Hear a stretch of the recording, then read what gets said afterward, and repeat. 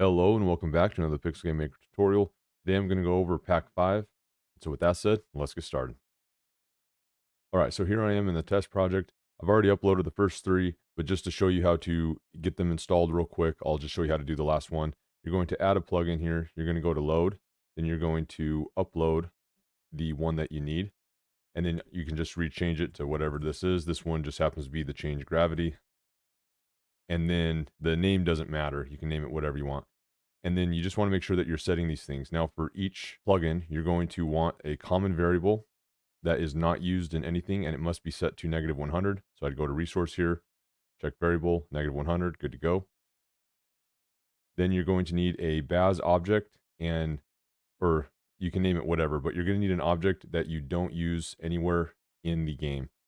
All you want to do is go to basic settings, make sure that none is on, and then typically I like to do a neutral group, which I don't have one, but I'll just say this one is the neutral group. And then you can just simply remove all of those things. So yeah, just remember neutral group and none on the change conditions, the restore conditions. Then after that, what I always recommend doing is clicking down 1 and up 1, or up 1 and down 1, whatever, just to get back to the default. These numbers for some reason get stuck every once in a while.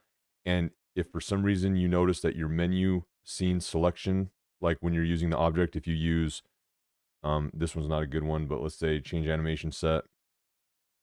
If you use all objects and you use the menu scene, for instance, or if you're trying to get an instance from the menu scene, it might not work if you didn't do that changeover, because that will refresh it and make sure that those numbers are what they are. All right, that's just the general setup. All right, so let's get into what we can do. The probably biggest one out of this pack is going to be the change animation set. And the reason why is you can now change it depending on a variable.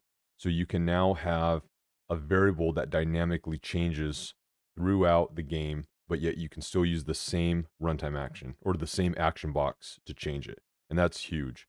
The other thing is too, is that you could change all objects, instances, specific instances, the parent, the lock object. So there is a lot of flexibility with this.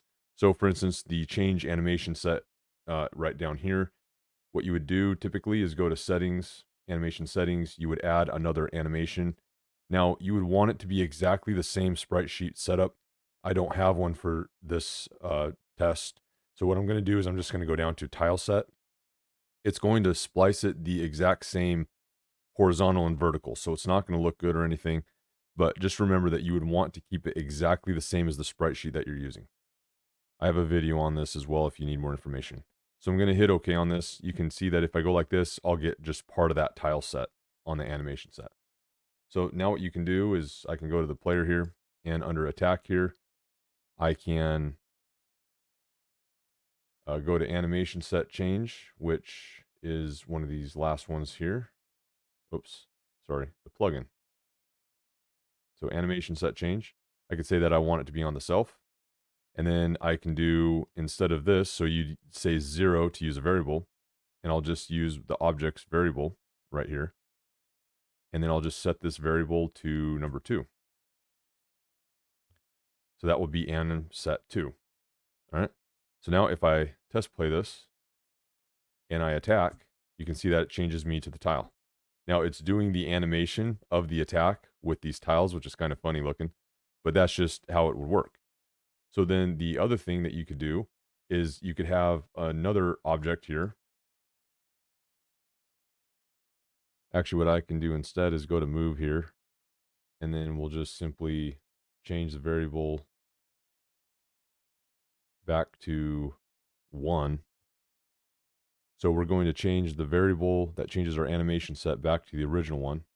So now I can still use this same action box for both. So first it's going to be equal to 2 because that's what the default value is.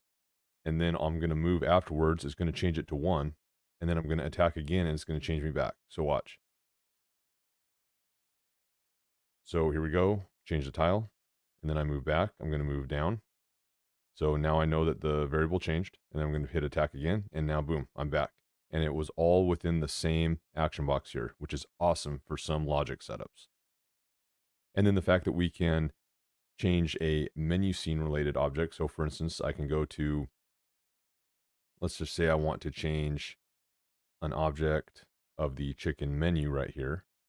I could change it to, and let's just say I want to set it to 2, hard set it. All I got to do is I got to go to the chicken and I got to add one right here.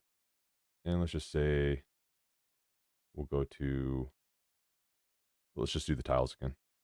All right. So now on the scene here, on the menu scene, I have a chicken right here, and this is called chicken menu. And that's the object that I selected. Yep, chicken menu. So now I can play test and hit go. And now that chicken is on the menu, but I changed it from the normal scene. So your HUD systems can be a whole lot easier now if you need it and stuff like that. And let's go back to the other ones. Now the camera size and stuff and the game speed even and such like this, they're not the biggest changes. However, you can still do them from targets. Some of these you can only do from single targets though, like camera size and gravity. With game speed though, you can actually change all objects and you can actually change them by groups. So that's kind of nice. And then if we scroll down here, you can see that the game speed can also be set via a variable, and then your durations can also be set via a variable. So you can just do some cool stuff like that. And then you have your normal ones, which is include objects, effects. I have objects as an automatic yes now, since that was predominantly the one that I would always use anyway. But then you can choose to do effects, tiles, and if it affects the menu scene or not. And so then the gravity is the same thing. It's just a single instance that needs to call it. But you can see that we can have these different types. So we can set the direction. We can have a random range. So I've added that ability to it. And then you can do opposite towards the target display direction or opposite the target display direction. So I just gave a couple different options of like presets basically. So these two are presets and then this one is just a random range. And so I thought that that would be kind of cool that you could randomize it up a little bit on that. Definitely more options than the first one gives. So yeah, you could do something like that with that. And then again, all the gravity and the duration, they're all can be set via variables. And that's the big thing about these enhancements is that most of the values, you'll notice that these ones don't have variables, but most of the values that were in the original runtime action, I've now made to where variables can set them. So yeah, hopefully you have fun with this pack. If you have any questions, comments below, Steam Forums, Discord will get you figured out. That said, I'll see you at the next video.